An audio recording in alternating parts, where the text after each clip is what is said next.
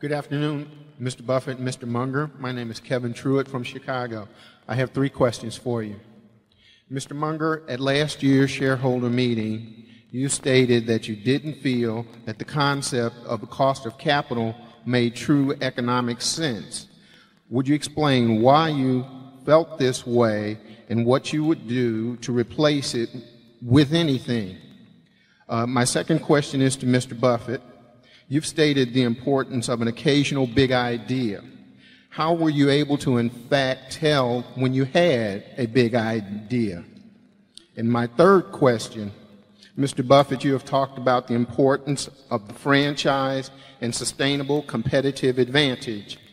Companies like Kellogg and Campbell Soup are companies that most people would have said had those qualities. However, over time, those qualities were lost as a result of a change in consumer taste. What gives you confidence that the same things won't happen to Coke or Gillette? Charlie? Well, Cost of capital. Cost of capital first. Obviously, considerations of cost are important in business.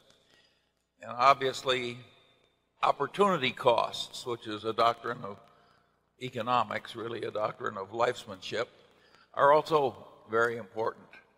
And we've always had that kind of basic thinking. Of course, capital isn't free. And of course, you can figure cost of capital when you're borrowing money, or at least you can figure cost of loans. But the theorists had to develop some theory for what equity cost. And there they just went bonkers. They said if you earned 100% on capital because you had some marvelous business, your cost of capital was 100%. And therefore you shouldn't look at any opportunity that delivered a lousy 80%.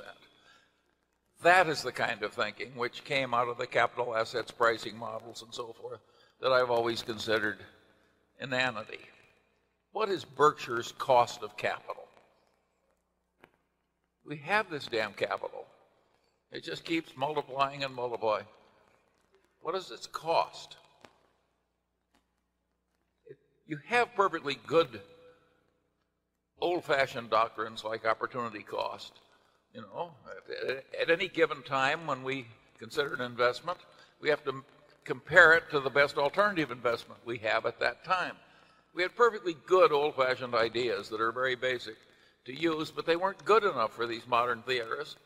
So they invented all this ridiculous mathematics, which concluded that the companies that made the most money had the highest costs of capital. Well, all I can say is it's not for us. Now, the other half of that question I leave for Mr. Buffett. Yeah, what you find, of course, is that the cost of capital is about 1/4% below the return promised by any deal that the CEO wants to do. Very simple.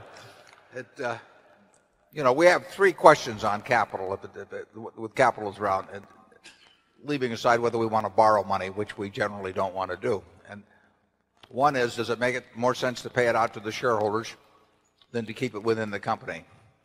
The sub-question on that is, if we pay it out, is it better off to do it via repurchases or by a dividend?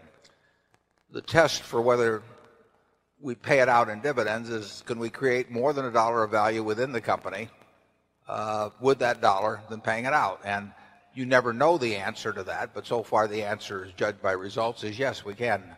And we think that prospectively we can, but that's a hope on our part, and it's justified to some extent by past history, but it's not a certainty. Once we've crossed that threshold, then do we repurchase stock? Well, obviously, if you can buy your stock at a significant discount from conservatively calculated intrinsic value, and you can buy it in reasonable quantity, that's a use for capital. Beyond that, then the question becomes, if you have the capital, you think you can create more than $1, how do you create the most with the least risk? And that gets to business risk. It doesn't get to any calculation of the volatility. I don't know the risk in See's Candy is measured by its stock volatility because the stock hasn't been outstanding since 1972. Does that mean I can't determine how risky a business sees is because we don't have a daily quote on it? No, I can determine it by looking at the business and the competitive environment in which it operates and so on.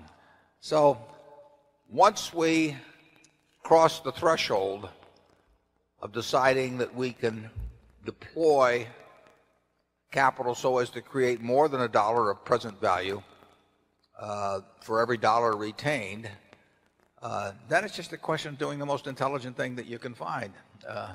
And, you know, that is the cost of every deal we do is measured by the second best deal that's around at a given time, including doing more of some of the things we're already in.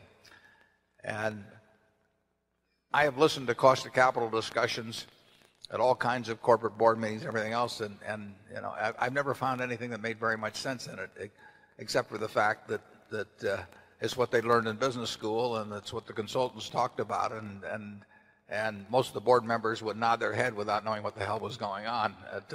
And that's been my history with the cost of capital.